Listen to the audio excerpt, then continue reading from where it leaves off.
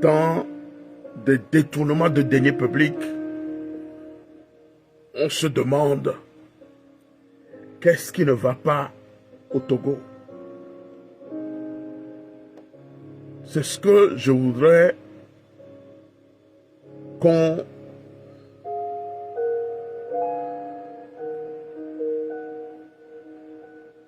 se partage ce matin, qu'on s'explique là-dessus.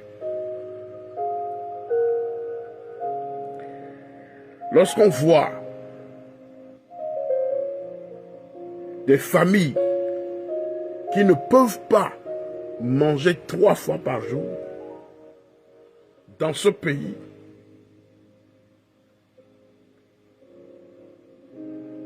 qui regorge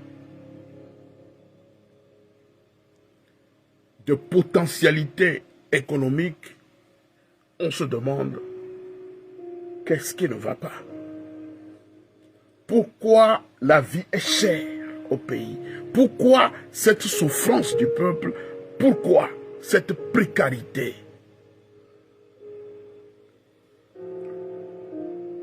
de vie? Pourquoi cette pauvreté aiguë au Togo? Pourquoi les jeunes sortis des grandes écoles, pourquoi les jeunes sortis des universités n'arrivent pas à trouver du travail et ne s'adonnent qu'aux émigrants? Pourquoi? Pourquoi et pourquoi? Pourquoi? C'est parce que ceux qui nous gouvernent au Togo ne sont que des braqueurs et des criminels qui détournent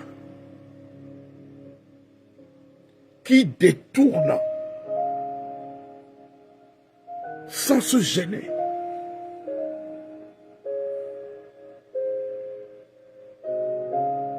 les biens du pays dans leur propre intérêt et investissent dans les paradis fiscaux.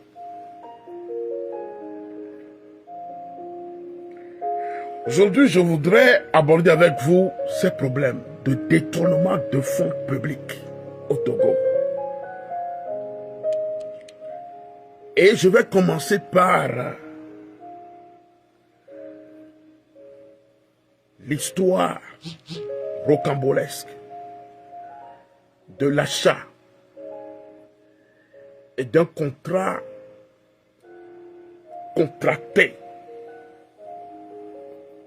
par le gouvernement togolais pour l'achat des scanners et également doter nos hôpitaux de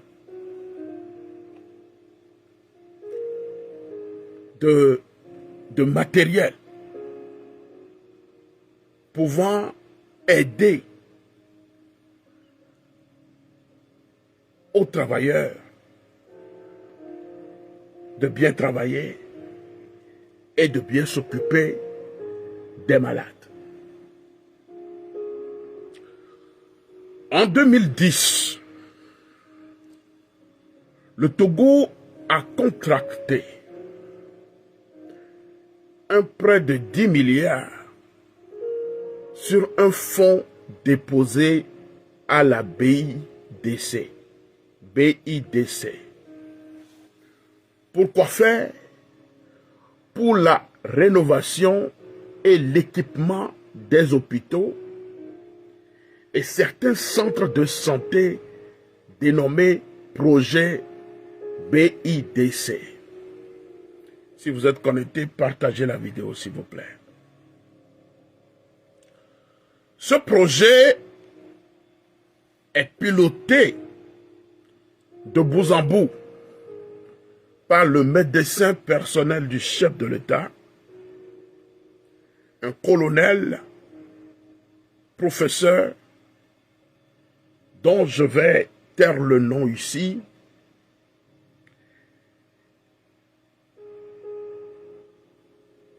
Et c'est de ce monsieur-là qu'il s'agit, puisque c'est lui qui a piloté ce projet-là.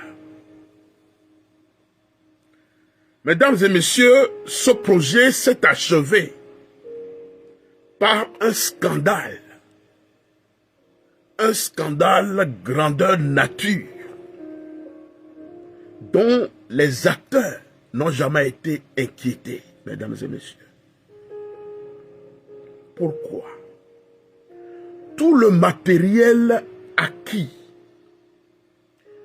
sur les fonds de ce projet se sont révélés comment? Se sont révélés obsolètes. Obsolètes. Nombreux de ces équipements, comme ambulance, moniteur au bloc opératoire, lampe cialytique, etc. et autres choses, n'ont jamais fonctionné. Entre autres. Parlons maintenant des scanners. Parce que dans ces 10 milliards, on devait normalement acheter 3 scanners pour des hôpitaux. Il y a pour les 3 hôpitaux au Togo, il s'agit du CHU Sylvanus Olympio, du CHU Campus et du CHU de la Cara. Et tout a été bien fait pour que on puisse inaugurer cela avec faste. Mais le jour de l'inauguration, parlons maintenant de l'inauguration. Tout était prêt. Le jour de l'inauguration, tapis rouge déroulé. Les invités étaient là. Les ambassadeurs accrédités au Togo étaient tous là. Tous les officiers étaient en place. Disons, tous les officiels étaient là. Et tous attendaient l'arrivée de Faure Gnassingbé. Et la surprise générale, Faure Gnassingbé a avorté la cérémonie. Pourquoi? Parce qu'il avait au préalable, Faure Gnassingbé avait au préalable demandé qu'un contrôle soit fait sur ces scanners, et spécialement le scanner du CHU Tokouan-Dahomey. Le chef de l'État, le président Faure, avait demandé qu'on puisse contrôler si le scanner fonctionne normalement. Un scanner brand new, c'est 3 scanners brand new. Et qu'est-ce qui s'était passé? Lors du contrôle du brand new scanner acheté, amené par le colonel, je ne voudrais pas le nommer, par ce colonel qui est le médecin personnel de Faure Gnassingbé, lors du contrôle de la machine, ils ont constaté que le brand new, la machine neuve, le scanner neuf, n'a pas fonctionné. Le scanner n'a pas fonctionné du tout. Et qu'est-ce qui s'est passé? Pour ne pas décevoir le Faure Gnassingbé, ils ont expressément envoyé un technicien à Cara pour enlever la pièce défectueuse du scanner brand new du CHU Dolomieu pour faire remplacer. C'est-à-dire qu'ils ont envoyé quelqu'un, un technicien là-bas, enlever la pièce qui fonctionnait très bien à Kara pour qu'on puisse maintenant la mettre sur le brand new scanner acheté du CHU Tokoa. Comment est-ce qu'on peut dépenser 10 milliards de francs, acheter des scanners neufs qui ne fonctionnent pas? Imaginez dans quel pays nous vivons.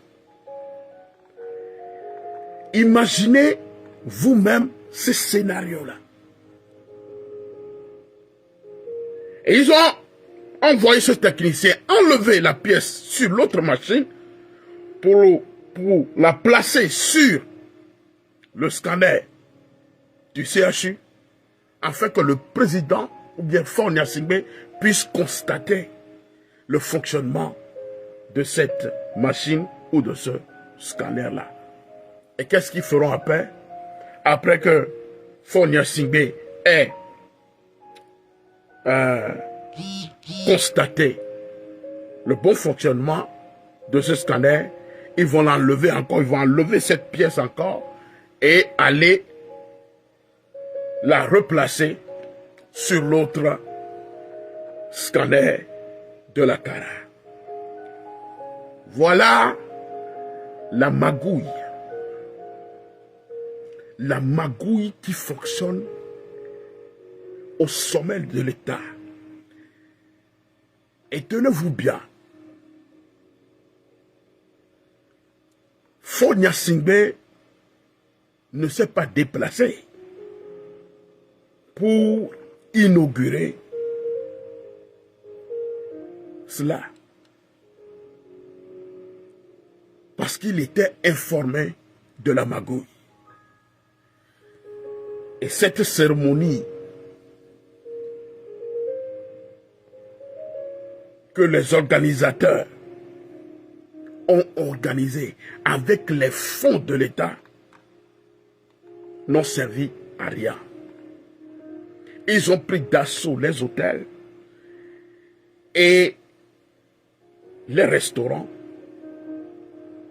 et pour organiser une réception après cette inauguration, et tout était tombé à l'eau.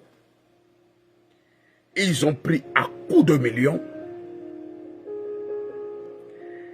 ces restaurateurs et faire ces dépenses exorbitantes, et rien ne s'est passé.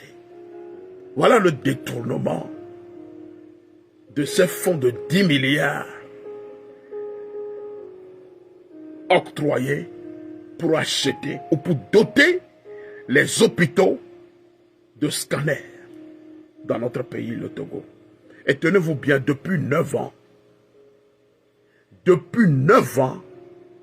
on ne parle plus de scanners au CHU ou bien dans ces centres-là au Togo, puisque ces machines n'ont jamais fonctionné.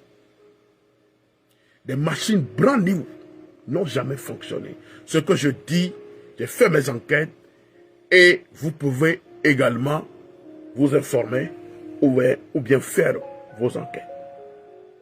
Et notons que tous ces matériels acquis par ce projet, que ce soit au niveau de la chirurgie, bloc opératoire, toutes ces machines, tous ces matériels n'ont jamais fonctionné. Vous voyez?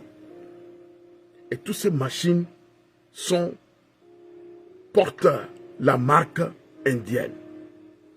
Voilà, ces 10 milliards se sont volatilisés comme ça. Et aujourd'hui, les malades souffrent. La population souffre pour se faire soigner dans nos hôpitaux au Togo. Parce que certaines personnes détournent les fonds publics et ne s'inquiètent même pas.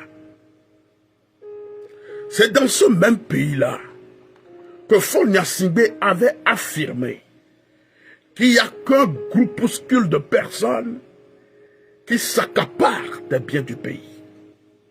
Et qu'est-ce qu'il fait exactement de ça, de ce détournement de fonds? Qu'est-ce qu'il fait de cela?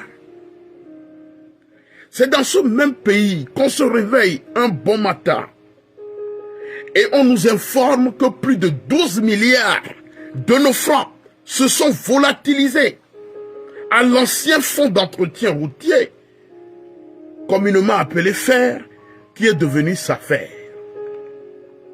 C'est dans ce même pays-là qu'on se réveille un autre matin et on nous dit qu'entre 2005 et 2010, la Société nationale des phosphates du Togo, SNPT, a eu une perte de 215 milliards de francs CFA. Faute de quoi? Faute d'un alignement du prix de vente du phosphate togolais sur le coût mondial du phosphate. Et on continue. C'est dans ce même pays-là où un matin on se lève, un autre jour, et on nous apprend que selon le rapport 2012 de l'initiative pour la transparence des industries extractives, ITIE, dans la même société SNPT, près de 5 milliards ont disparu, comme par enchantement, et plus tard, qu'il y a un gouffre financier de 300 milliards de francs CFA qui s'est creusé sur un certain nombre d'années. C'est dans ce même pays, un autre jour, on nous informe que dans la délégation de la Fédération togolaise de football à la CAN 2013, près de 628 millions de francs ont pris une destination inconnue et que le même scénario, je dis bien, le même scénario s'est produit, ou bien s'est reproduit à la CAN 2017 avec plus de 600 millions de francs CFA disparus. Et personne ne sait où est-ce que ces fonds étaient partis. Voilà ce qui nous gouverne au Togo. Un autre jour, on se réveille au matin, on nous apprend, un 4 juillet 2014, que 170 milliards se sont envolés au port autonome de Lomé. Je dis bien envolés. Hein? 170 milliards se sont envolés au port autonome de Lomé.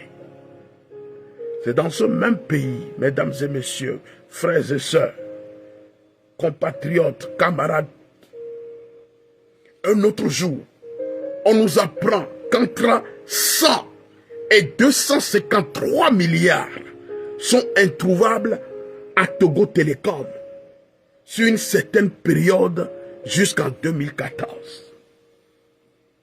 Voilà ceux qui nous gouvernent au Togo. Voilà ceux-là qui, pendant 55 ans, ne font que détourner les fonds publics et ne s'inquiètent même pas. Et on nous défend de parler. On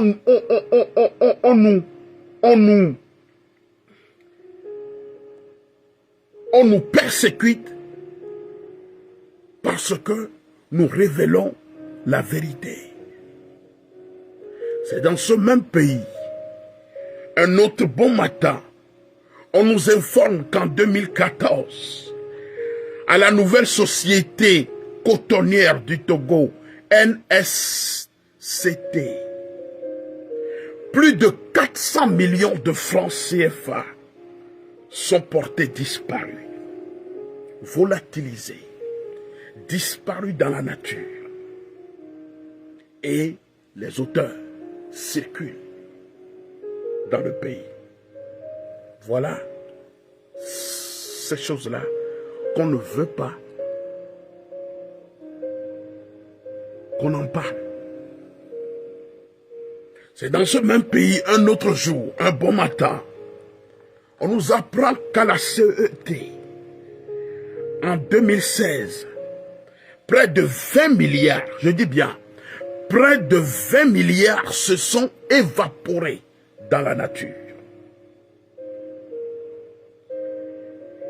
Et les Togolais souffrent dans ce pays. Les Togolais souffrent dans ce pays. C'est dans ce pays qu'on n'arrive pas à bien payer les fonctionnaires. C'est dans ce pays qu'on n'arrive pas à créer des emplois. C'est dans ce pays que les jeunes n'arrivent pas à trouver du travail. C'est dans ce pays-là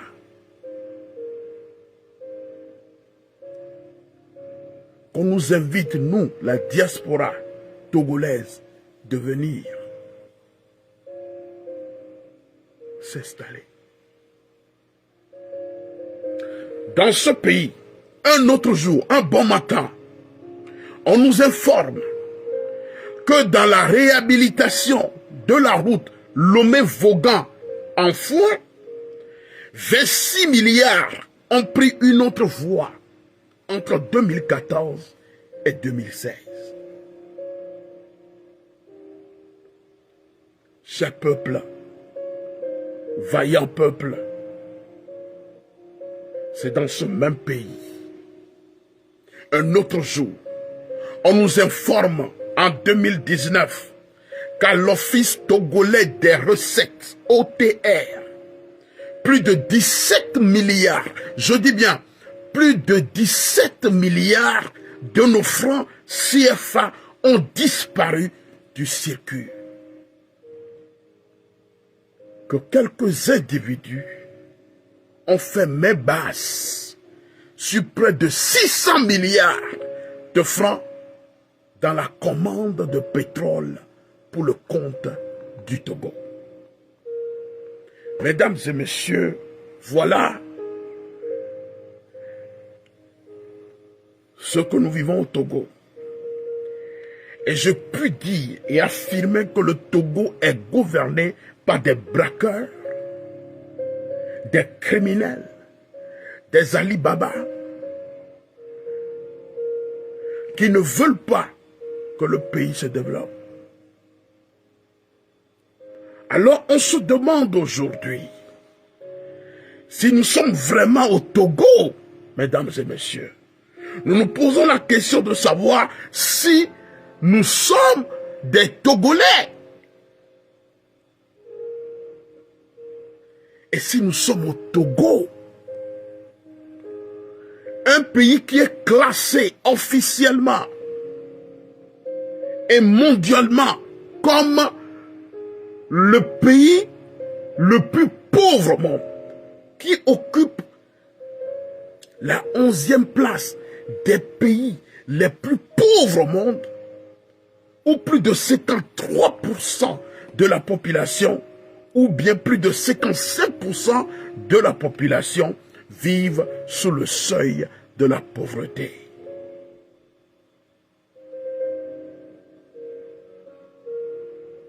Comment est-ce que cela peut s'expliquer, mesdames et messieurs, et peuple togolais?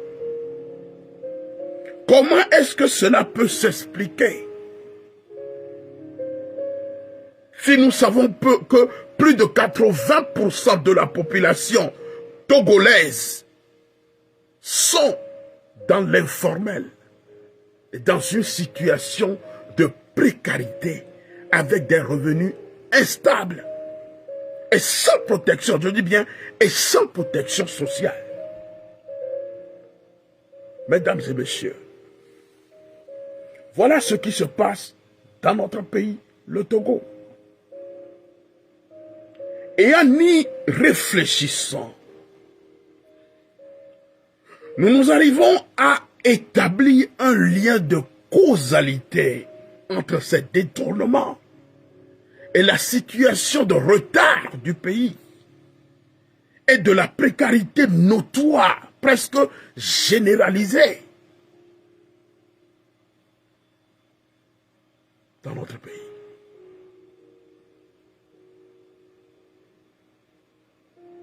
Comment est-ce qu'on peut vivre dans ces situations? Comment est-ce qu'on peut accepter tous ces dérapages et se taire et fermer les yeux et boucher nos oreilles et refuser de dénoncer ce qui n'honore pas notre peuple et refuser de dénoncer ce qui n'honore pas l'homme humain. La pauvreté n'est pas une bonne chose. La pauvreté n'est pas une bonne chose. Et nous nous demandons comment quelques individus peuvent avoir l'outrecuidance. Comment est-ce que certains individus peuvent avoir l'outrecuidance de détourner avec autant de violence les fonds publics et peuvent se permettre de siphonner avec autant de virulence et à une telle ampleur le bien commun. Le bien commun du peuple togolais. Comment est-ce qu'on peut concevoir ce genre de choses et l'accepter? C'est de la folie. C'est de la folie.